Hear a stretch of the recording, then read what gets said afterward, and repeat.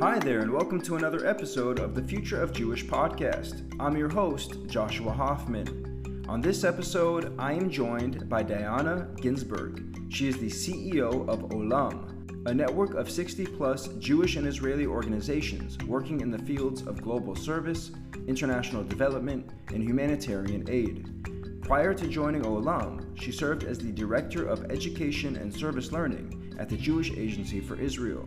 Enjoy my conversation with Dyonna Ginsburg. Dyonna, thank you so much for taking the time to speak to me today. You're doing some absolutely amazing work in the Jewish world. We've been trying to schedule this for quite some time, so I'm glad that we finally are able to do this for myself, for you, and for our listeners, of course. Before we get into the great work that you have going on, I know there's a conference coming up. Why don't you just give us some background, some context to everything that led to where you are today? So first of all, thanks so much for having me. Really excited for this conversation. A little bit about myself. I am based in Jerusalem, have been living in Israel since 2002, but am originally from New York, born and raised. Grew up in a very Jewishly involved family. My dad is a rabbi. My mom is Israeli. She grew up on a kibbutz not far from Ben Gurion Airport in the center of Israel.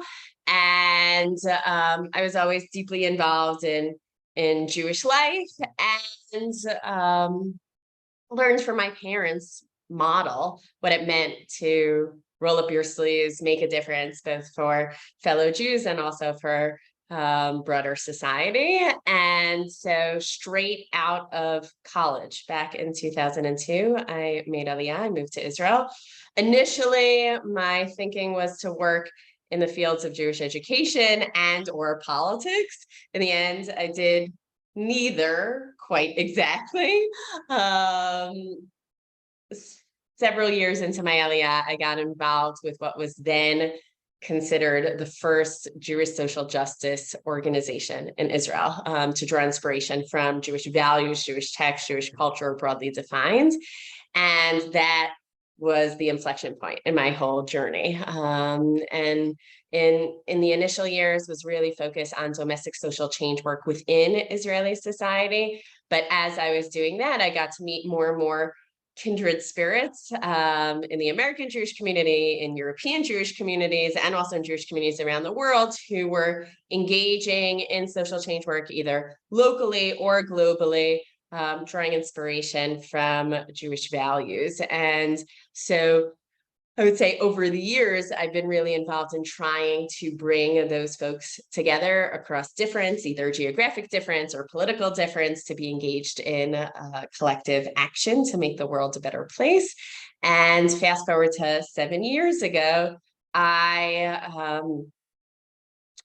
became the founding director of OLAM, which is a network of right now 65 Jewish and or Israeli organizations that work in the fields of international development, global volunteering, and humanitarian aid.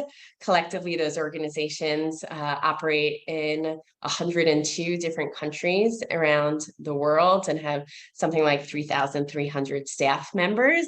And OLAM's role is really twofold. One is creating a robust network of staff of these organizations, as well as increasingly Jews who are working in these spheres of international development and humanitarian aid, and anything that goes along with developing a robust network. So running convenings, trainings, best practice sharing, etc. And then alongside that, we've been doing work engaging Jewish leaders, primarily in English-speaking countries, with global issues from a place of Jewish learning and Jewish engagement, exposing them to the work of our partners and beyond.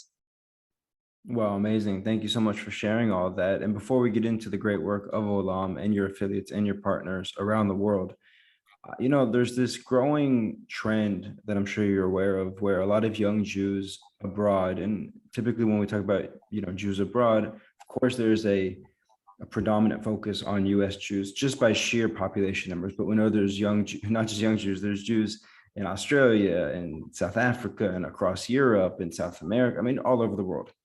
But we know that based on sheer population size, when we talk about trends outside of Israel and the diaspora, it often starts and ends with U.S. Jews. And so there's a trend that I'm sure you're aware of where most U.S. Jews, for example, agree that tikkun olam is important, that volunteer work is important, that serving your community is important.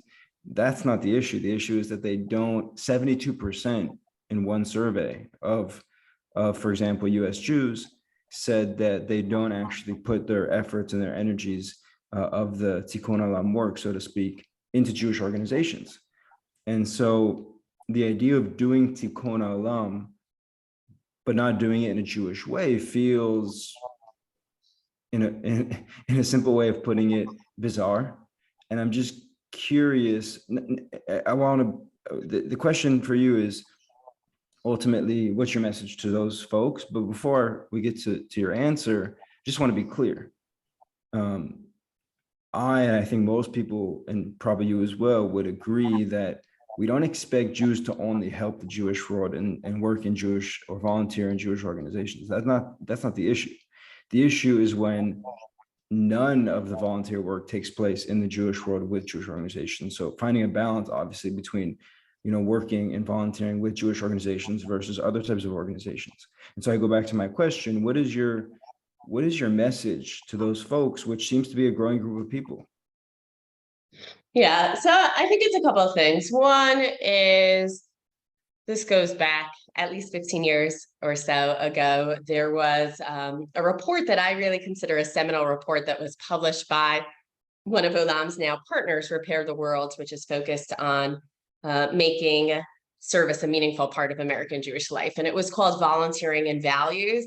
And it basically polled young Jews at the time and asked them, are you aware of opportunities to volunteer within a Jewish framework? What does that look like? What are some of the obstacles that prevent you from doing so? And one of the findings of that report was that most people did not know that opportunities exist to be volunteering on issues that they're passionate about within a Jewish framework. And when I say within a Jewish framework, that may mean that some of the communities served are themselves Jewish or non-Jewish, but a Jewish framework is a framework where they're able to volunteer with other Jews and allies beyond, in which they're able to incorporate some serious Jewish learning alongside the work that they're doing. And so, 15 years ago, an overwhelming number of the young Jews polled in this study basically said that they just didn't know that they could volunteer on issues that they care about, whether it's refugees or climate change or food justice or whatever the case may be, in a Jewish context with other Jews, that they could connect the dots to things that they care about. So number one, I think it's less a message to them and it's more a message to the types of organizations that are part of OLAM's network and others in the Jewish community, which is, we need to do a better job marketing our programs, making sure that young Jews are aware that they can do this, that they can do it either in an ongoing regular fashion, or there are also opportunities to do a one-off, and maybe that's a gateway to further involvement. So number one, I would look at ourselves before I'd have a message to young people. And in terms of young Jews, I think many people, particularly those who did not have the advantage of having a robust sort of Jewish education, may not be aware of the fact that Jewish tradition is a long-standing tradition that has really interesting texts and concepts related to what societies can and should look like. They may not all sort of reinforce where people are at nowadays, but that's actually good, because having a contra to challenge where people are at might also be a productive way for people to be thinking critically about the societies in which they live. So I think a lot of people are just not aware of how rich and robust a tradition Judaism has to call upon with regards to some of these really pressing questions. One of the issues that I was first involved in Israel on a domestic level was issues related to fair labor practices, particularly for people who were in areas of the workforce that they were earning, at best minimum wage. And there's actually tremendous Talmudic sources and others that look at some of those questions about fair labor practices. Obviously, they were written in a particular historical context, but they have a tremendous amount to contribute to discussions around that nowadays. So I think a lot of young Jews are just not aware of how rich a tradition is within their own backyard when it comes to this. Yeah, that's a great point. And one of the things that stands out, I want to get to the marketing aspect that you hit on in a second, but I first want to, you mentioned we have to look at ourselves. And correct me if I'm wrong, but I think what you were ultimately saying is, listen, the organizations that either work not just in Tikkun Olam, but in any aspect of the Jewish world, whether it's experiential, whether it's serving certain types of communities, whether it's religious, whether it's cultural, whether it's understanding the Jewish history, I think I'll say it in a much more blunt way than you so nicely said it, which is y'all are just not doing a good enough job of getting this stuff out there. And when I say y'all, I mean the organizations. And, the question is, I find that we in general, right, not just the Jewish world, we in general are so quick to blame other people or put fault on other people. And we know that there's some psychology there where it's easier to point out other people's issues than to confront your own. That's been well documented in a lot of different psychological studies.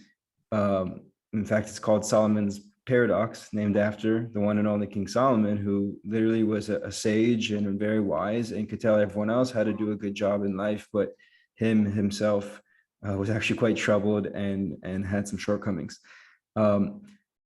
I guess what I'm asking is, like, specifically at Olam, because what you're talking about is so true. Like, how are you guys confronting that issue, right? Like, it's so easy for an organization like yours to say, oh, well, we more Jews should be volunteering in Jewish organizations and more Jews should have Jewish literacy. But I think what you're saying is, no, really, it's on us as Olam, our organization, to make sure that people not just know about us, but understand what we stand for and what we do on a deep level. And I'm wondering if you could take us into sort of the behind the closed door meetings of what are these conversations like at your organization? What can we learn from an organization like yours in that way? Sure. So we very much try to walk the walk and talk the talk, and spend a lot of time internally in our organization talking about our own values and how we show up in the world. I would say I don't encounter this as much nowadays, but 7 years ago when OLAM was first founded, I think there are two sort of extreme responses that might divide demographically, maybe divide politically within the Jewish community, but there's the pocket of people, some of the young Jews that you had talked about before, that it is super intuitive why they should be involved in helping support the world's most vulnerable, but it is not intuitive why they should do that through a Jewish place. And then on the other end of the extreme, you have individuals and organizations who would say, there's so many Jewish needs. Why should we be spending time on others? We should just be focused in our own community. And I think that is like the marketing challenge of an OLAM and of many of our partner organizations, which is to, at one and the same time, say that we obviously believe that it is important to be serving other Jews in need. That is not a question. But if you look at the Jewish community today, in which there's a powerful American Jewish community, very few Jewish communities around the world that are facing actual oppression. You have a sovereign Jewish state. The Jewish people has more resources than we've ever had before in human history. And with that comes responsibilities. So what does it look like to actually say, yes, we should be meeting Jewish needs, but there's another piece of this puzzle. And at the same point in time, to say to those who that's obvious for them, that there's actually value in doing so as Jews, and drawing upon some parts of Jewish culture and wisdom to help inform that. So I think that's the fundamental marketing challenge. I think within OLAM, some of the questions behind closed doors really have to do with how do you show up in this work with humility,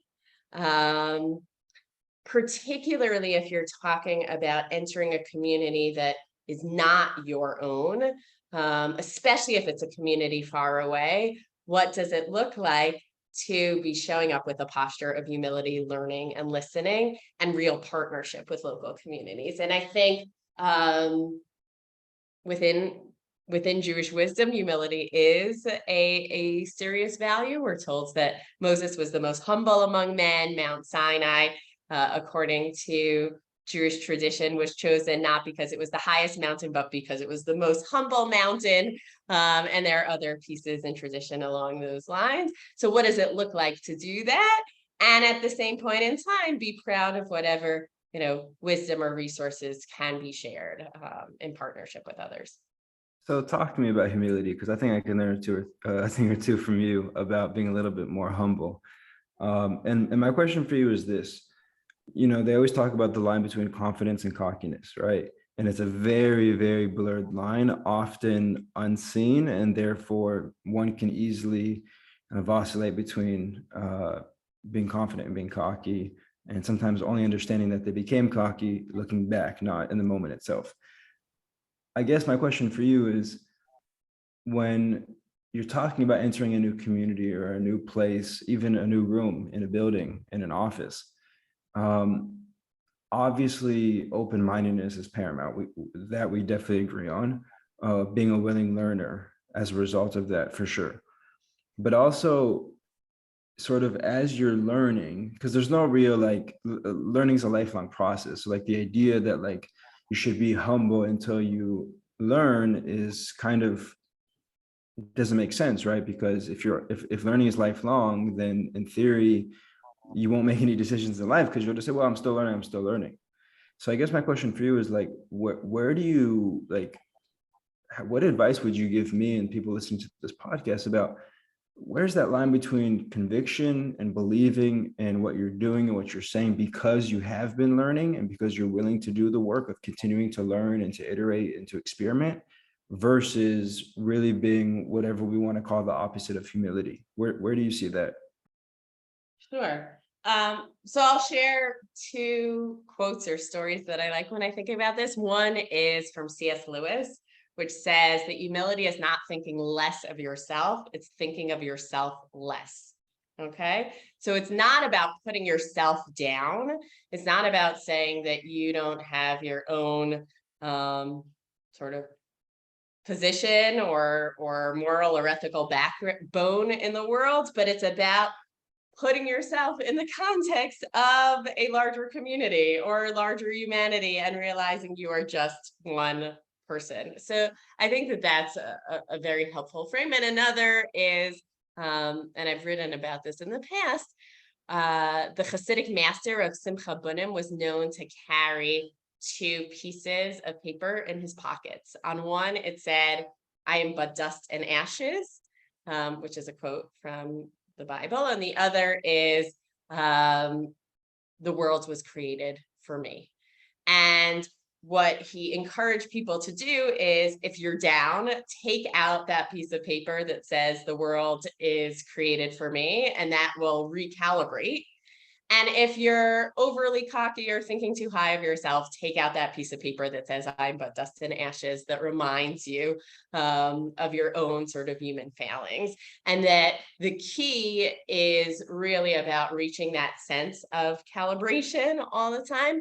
And I think that's the same thing when it comes to the Jewish community's involvement in larger societal or global issues. So I would like to see the Jewish community showing up in two ways. One is to say, I'm but dust and ashes. We are only a small percentage of larger humanity. We cannot solve, fill in the blank, the refugee crisis, climate change, extreme poverty on our own. It has to be in partnership because we are just a fraction of humanity. That's the I am but dust and ashes pocket.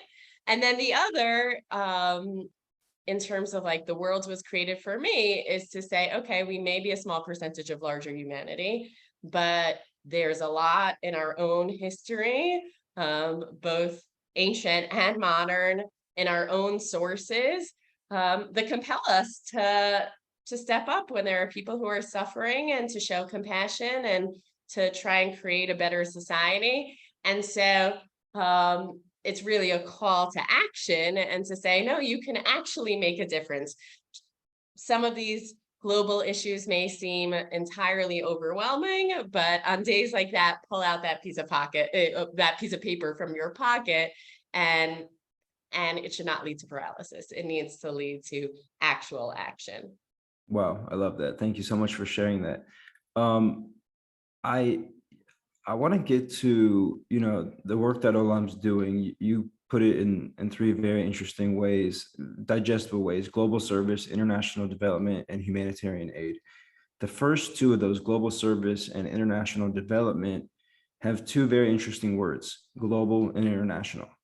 The Jewish world, by and large, doesn't think global, it doesn't think international. We think in pockets. I just had a great meeting with the head of I won't name the place of the world because it'll give her away, but a place in the world that's not the US and not Israel, that feels that, her part of the world and that Jewish community is not getting, their fair seat at the global Jewish table, if you will. And I told her, well, if you want a seat at the global Jewish table, you got to do things globally. On one hand, you want this seat at the table. That's fair. But you're only doing things locally in your part of the world. And so it doesn't add up. And so I'm just wondering, that's a microcosm, that story of really a lot of pockets, a lot of what I call silos and fragmentations that take place in the Jewish world. Don't get me wrong, some things, many things, in fact, should absolutely be local and regional and even national, right?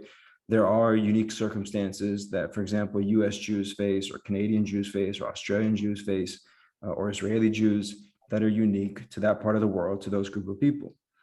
On the other hand, my issue that I'm seeing is that we have a predominance of what we can call local, regional, and national, and therefore a growing absence of true global and international. I mean, everyone can use the word global and international, but if you're actually still doing the work of regional and local, then, it is what it is. My fear is that if we continue to go in this direction, that we'll ultimately just go back to being tribes, the tribes of Israel. And you have the American Jewish tribes, and you have the Israeli Jewish tribes, and you have the, for example, South African Jewish tribes, et cetera, et cetera. And if we don't really have any commonalities, and if we're not speaking the same language, literally, by the way, everyone should be speaking Hebrew, in my opinion, but also figuratively, and we're not learning the same things, and we're not having the same experiences, give or take, then ultimately, what do we really have in common? Are we the Jewish people, or are we just a bunch of individual, independent Jewish tribes? And obviously, I think, people aren't going to see your face when they're listening to this podcast, but you're shaking your head, because I think the picture I'm painting, most people would agree, I guess you included. And one of the things that I really love about OLAM is that you are truly a global and international organization, and working with partners that do what I learned in Jaffa a few years ago, when somebody told me, act local, think global. I believe that's OLAM in one sentence. And so I go back to a question that I asked you a few minutes ago. Take us behind the scenes of your organization, of how you balance that act local and that think global. So I'll just relate a little bit to what you were saying in terms of some of the, I'd say, smaller Jewish communities, which are not by any means small around the world, and how they fit in to some of that outward focused Tikkun Olam work. So I mentioned before that OLAM has 65 partner organizations, and they work in 102 countries. They're headquartered in something like 9 different Jewish communities around the world. Some of them are doing work locally, and many of them are doing work cross-border, so outside of their own communities.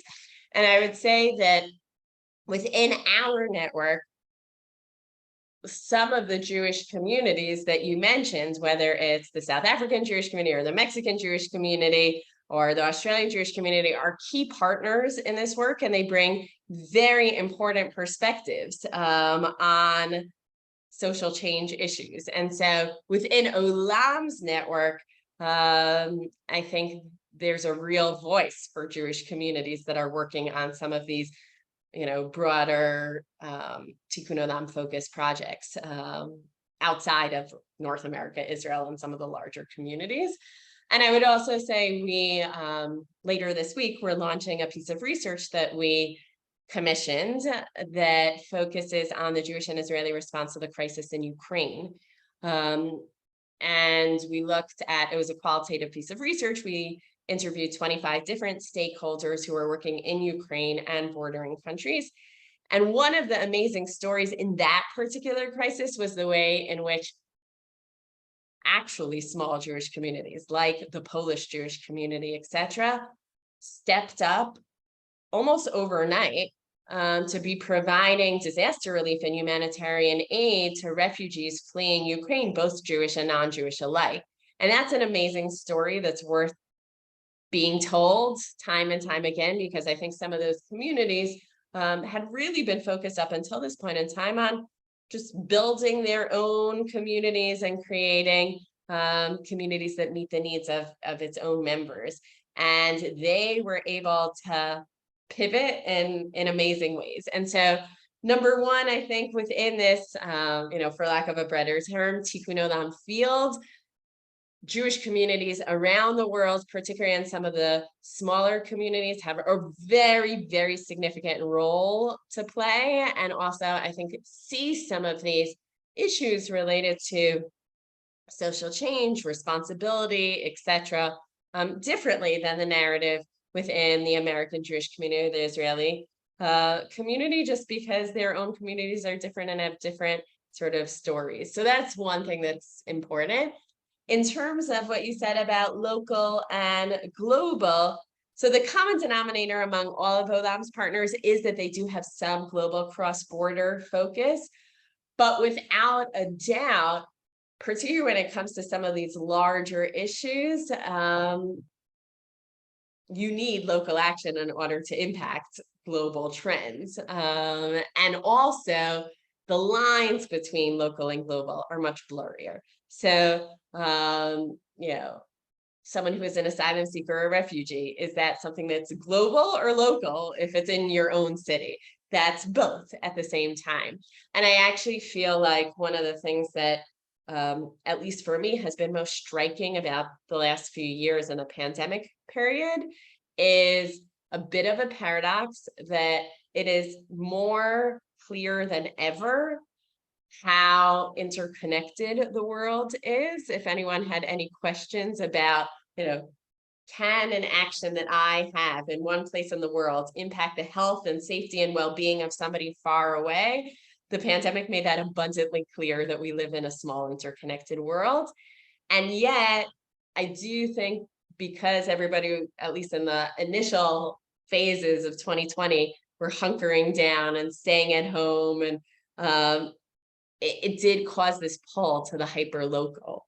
And so I think right now we're at an interesting period in time in which people at one level are aware of how deeply intertwined the world is, but people have been pulled to, the most hyper-local piece in their lives. And so, how that's going to play itself out, I think is going to be really interesting moving forward. Definitely.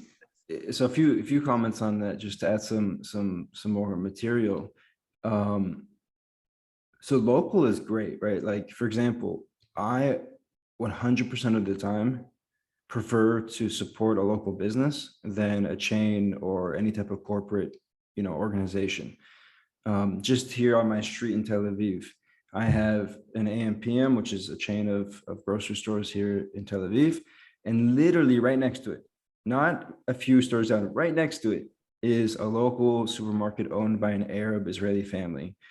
And I go to and it's more expensive because, it's local. But I pay the extra because I would rather support that local supermarket than the AM/PM. Not to say the AM/PM is a bad brand or less quality, just And so the knock is not on local in the Jewish sphere, right? Like I think a lot of people who speak to me personally and also hear me talk and write about some of the things that I'm very critical about in the Jewish world. It's not about if local is an issue. It's really, can you take that act local and pair it with that think global? And people say, well, that just sounds like a cliche. And actually what it is can you scale your local endeavors? And if the answer is no, then you might have to tweak your local, not to say that you personally are going to scale it, but can you pass it off as a quote unquote toolkit to other communities, other local areas of the world that are not just your area? And can they implement it with some sort of ease and I don't want to say uniformity because each area has its own unique circumstances, but some kind of reasonable implementation, right? Where they don't have to just recreate it from scratch in each place. So I think that's something that a lot of local people really need to be aware of is like, do your local and do it amazingly well, as many people are doing in the Jewish world, but like make sure that it's scalable so that either you can scale it yourself or you can pass it off to as many other local communities around the world as possible so that the effect of your work is now more international and global to whatever extent. The other thing that I want to ask you about is I couldn't find this on your website. What year was OLAM created or founded? 7 years ago. Okay. So I was afraid you were going to say that, and I'll tell you why. I'm going to put you on the spot here, and I'm giving you a few seconds heads up so you can calm your nerves a little bit. But listen, one of the things that I think we have to do a much better job of doing is having real conversations on the record, not off the record. It doesn't mean we have to badger anyone or put anyone down, but we have to have real hard conversations. Because, for example, I had somebody on my podcast, I won't name her because it won't enhance the story, but I had somebody on my podcast who was very PC on the podcast. And literally, as soon as I hit stop record and her and I were just in the private Zoom, she started telling me the truth. And I have a problem with that. I really do, because no one should be scared of talking about the truth. And it can be done in an tactful way, right? Again, we're not trying to personally insult or attack anyone, but we also are trying to, definitely in your organization's case, fix part of the world and many parts of the world. And in order to do that, you have to confront the problems, even if the problems are not PC and not comfortable to talk about. And again, you're nodding your head just for people that are listening to this and don't see you. So your former employer is the Jewish Agency for Israel, correct? And so they were founded in 1929, right? Almost 100 years ago. And your organization now, which you're the CEO of, was founded 7 years ago, as you just said. And I've been told by multiple people that the Jewish Agency is just way too slow. Way too slow. Can't keep up with the times. Listen, 1929 was a much different year than 2022.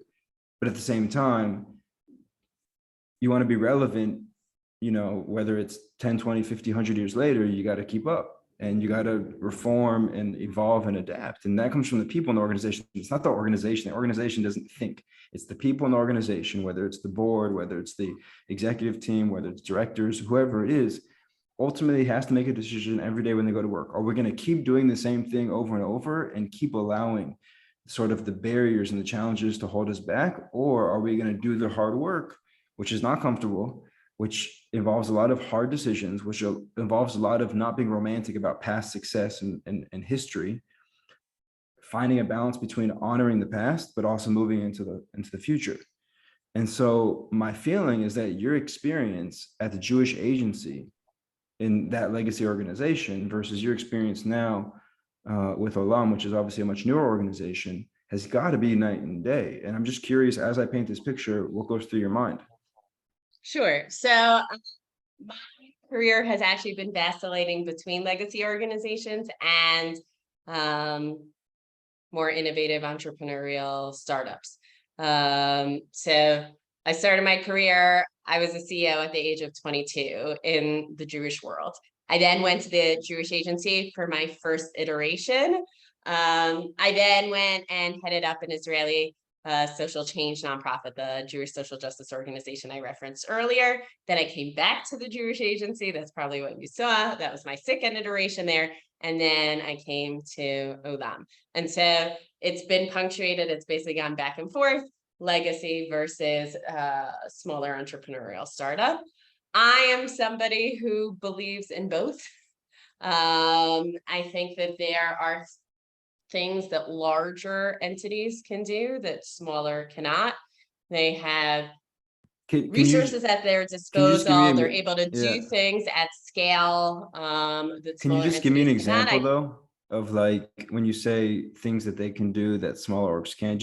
I just want to be clear so that we can have a conversation and not just talking. Sure. I mean, I don't want to specifically talk about the Jewish Agency. They're no longer my employers. I had one like both my periods of time at the Jewish Agency. I worked with amazing colleagues and did meaningful work. But I'll reference the report that I talked about in terms of Ukraine, because that's actually one of the issues that we looked at. Early in the crisis in Ukraine, anecdotally, we were hearing that there was a lot of collaboration that was happening, which was surprising, I would say, because in the field of disaster relief, it is not a field that is necessarily well positioned for collaboration, because a lot of money is coming in a short period of time. You're competing, for attention. You are focused on doing the work. It's not necessarily the slow processes that are often more conducive to collaboration. So early on, we were hearing about a lot of collaboration across the board. And part of what motivated us to commission this study, which was done by an outside research firm, was to see to what extent was the Jewish and Israeli ecosystem working well. And what I would say is a significant percentage of this report looks at larger, more established organizations versus grassroots networks, where are the advantages and disadvantages. And in the context of the Ukrainian crisis, the larger entities had pre-existing staff in multiple locations on the ground, where it had money, in escrow that they were able to move from one budget line to another.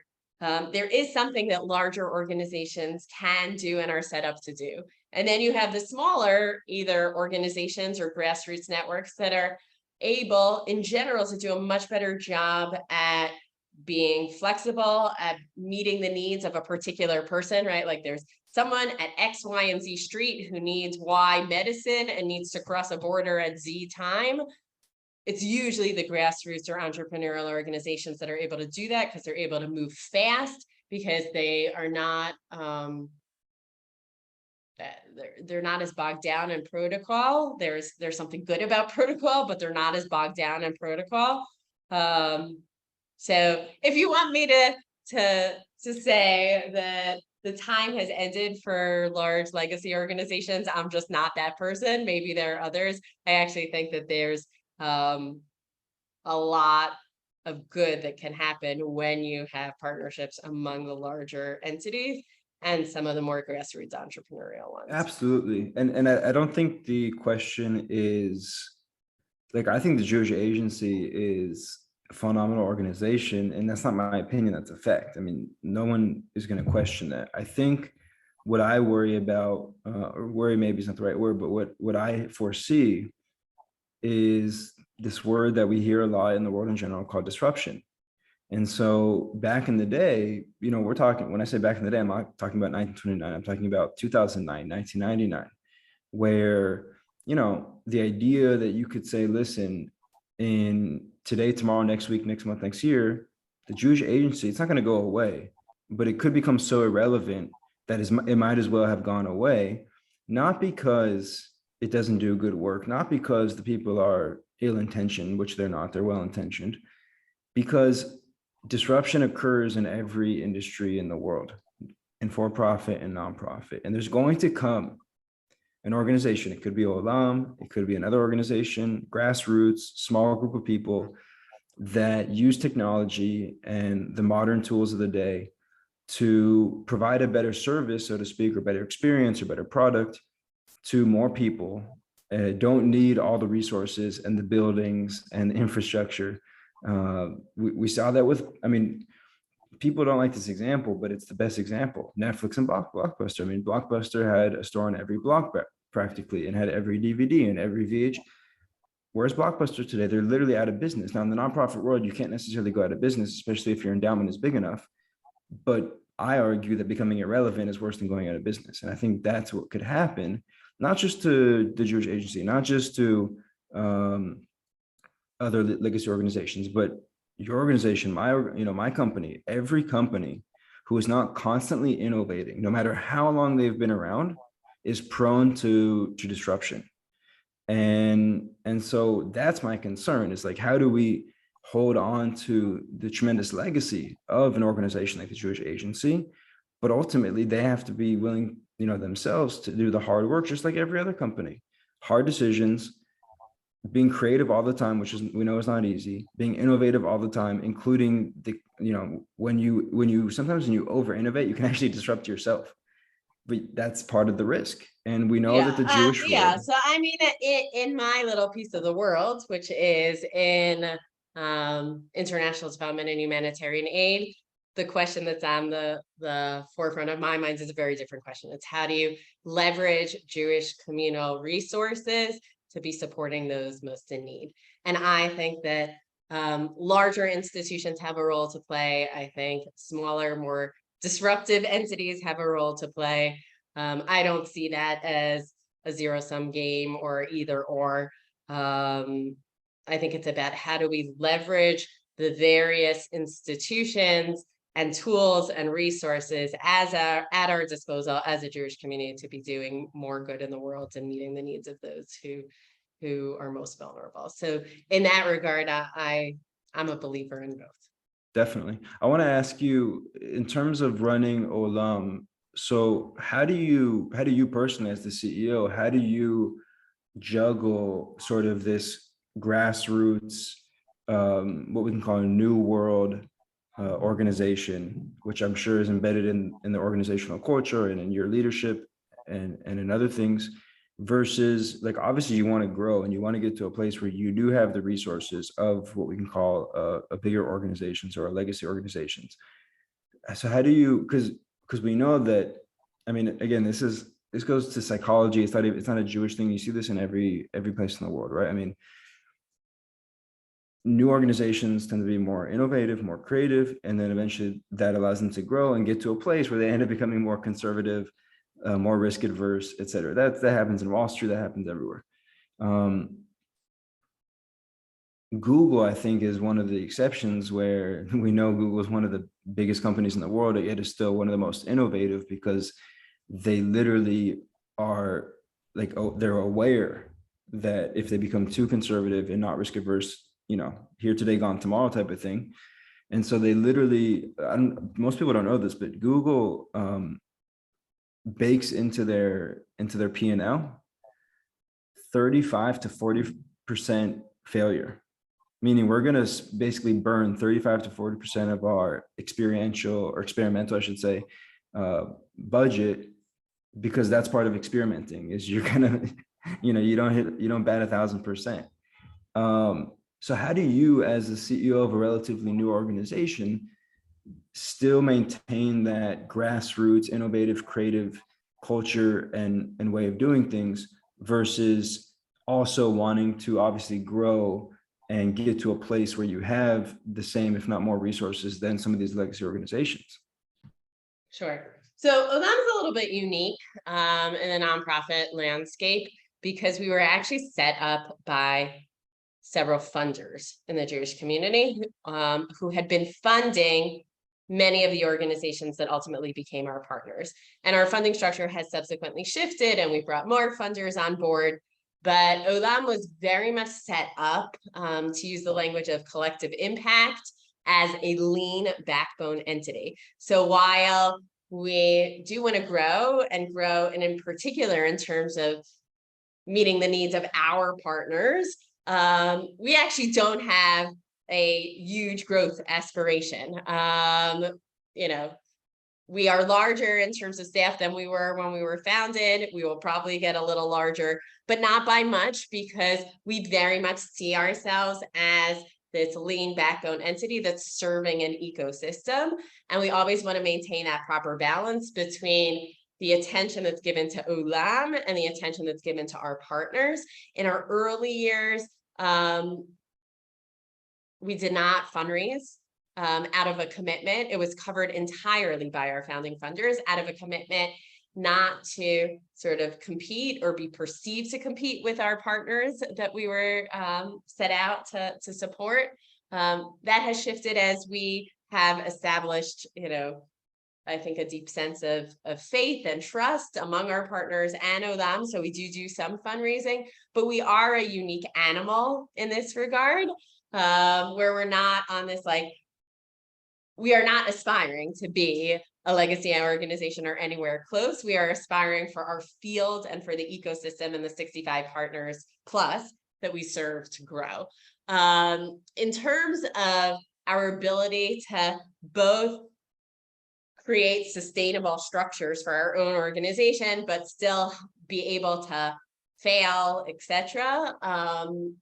Here too, I would say we're lucky in this regard, because we do have this core group of funders who believes in OLAM and our work and has enabled us to take risks. And I would say there was nothing clearer than in the early days of the pandemic, where that week of, it was like March 13th or something, our 5 staff at the time were supposed to be in 5 different countries. One morning I got up and I was like, we are stopping all of this. It was programs that we were launching, etc. And we're starting from scratch.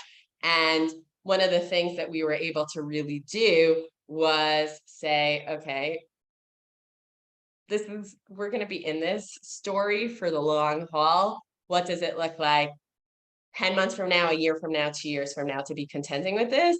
And we did some now this sounds more like an establishment organization, but we did this whole process of scenario planning. What would it look like if the world is X, Y, and Z, and the Jewish community is impacted in certain ways, and our partners are impacted in certain ways? Then OLAM should be doing the following, versus if it was a very different scenario. We came up with 4 different scenarios from worst to best case scenario.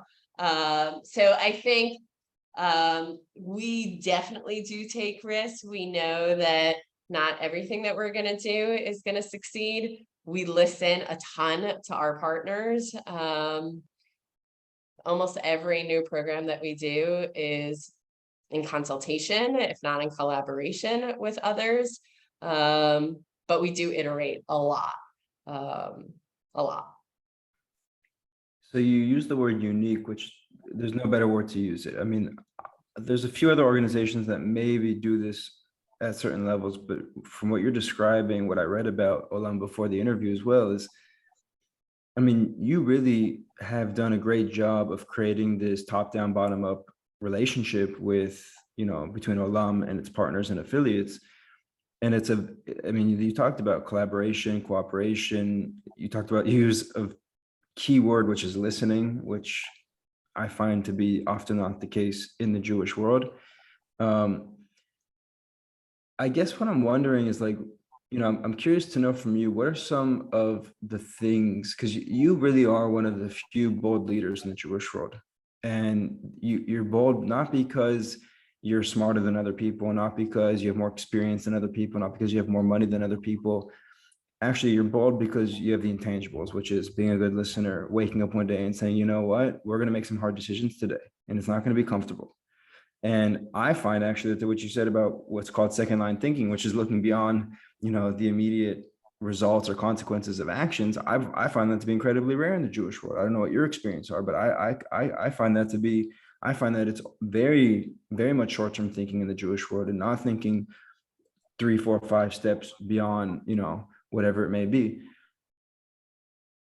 Is that something, it's not that you were born with it, but where does that come from? Because my question is how do we create more Dyonna Ginsburg in the Jewish world, and of course, as an extension, the greater world? And I know you're smiling and you feel maybe complimented by that. I'm not trying to stroke your ego. I'm really curious, how do we extract whatever it is that allows you to operate like this, and then have other people hopefully learn it, so that, that becomes the rule in the Jewish world and not the exception as it is today.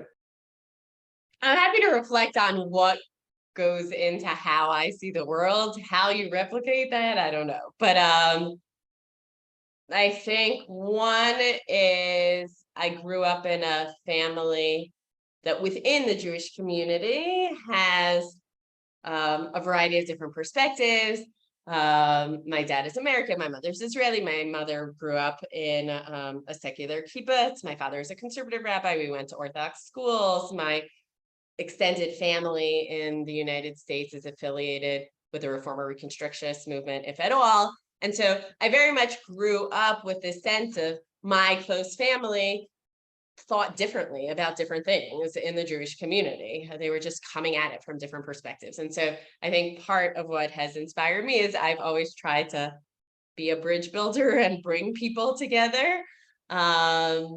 And also saw that modeled nicely in my family. So that's number one. Number two, I think related to that, I always sort of felt like an outsider and insider at the same time, no matter where I was. I didn't entirely feel comfortable in any particular pocket in the Jewish community. I think there's something nice about that sense of discomfort, because then you don't get to set in one particular path.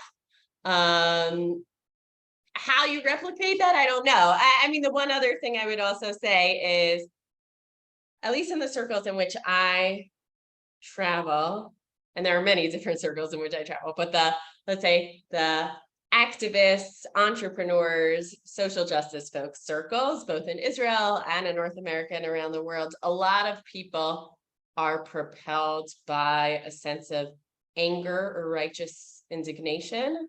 Sometimes I'm envious of those folks, but that just has never been a compelling emotion for me. I think for me, it's really just a sense of like love and caring. And so, what does it look like to actually cultivate some of those things? I think there's a place for being angry and upset and a sense of urgency, but can we do a better job in the Jewish community teaching people to care about and feel connected to other Jews, and in the case of OLAM, not just other Jews, but other people around the world, and not assume that they have to agree with folks, right? Like, can we cultivate that it's okay? This goes back to the question of humility, right? It's not about thinking of yourself less. It's about thinking less of yourself. No, what is it? I just messed that up. But basically, it's not about putting yourself down. It's not about saying that, that like my own viewpoint is not valid. But what does it look like to say that your viewpoint, your background, your starting point is different than other people, and to still cultivate a sense of connection to people, even if they're not going to think or do exactly the same way that you do. Wow, amazing. Well said. Last question is actually a two-part question. So in general, how can people get involved with OLAM and some of your partners and affiliates? And of course, you have a conference coming up this week. What does that look like, and what can you tell us about that? Sure. So people can check out our website. That's www.olamtogether.org. And if you go to the partners page on our website, you'll see all of our partners listed. And you can go into their own website, see how you can volunteer, donate, otherwise get involved in their work, sign up for our newsletter. We periodically have campaigns in which there are ways that you can get involved. You will also see through our website various ways that people can be involved in some of these issues. So that's in general. And then in terms of our conference, we are doing our 7th annual conference. It's called Focal Point, and this year it is going to be hybrid. And what that means is there will be several hours of live programming happening Tuesday through Thursday this week virtually. And in addition, we are running in-person events in cities around the world, including Tel Aviv, Jerusalem, New York, DC, London, Kigali, Kampala, and I may have missed one as well. So if you fall into the following categories, you're someone who either works in the fields of international development, humanitarian, and global service. If you are a Jew who's just passionate about these issues, if you're interested in volunteering, if you're an alumni of a global service program, if you are interested in studying one of these topics, if you're a funder who's interested in seeing how you can support Jews and Israelis who are doing good work around the world, there are a variety of different, both virtual and in-person offerings this week. And we really did it from a place of knowing that there's a lot of Zoom fatigue. So the motto of this conference is your network, your way. No one size or no one conference fits all. We welcome people to, hop in and out for sessions that make sense to them. And that piece of research about the response to Ukraine, which I mentioned, we're also launching that in the context of the conference. So you could find everything in the conference website, and you can find that by going into our general website. Dyonna, you are really one of our best. I'm so fortunate to be able to speak to you. Thank you so much. Thanks so much, Josh. This was great.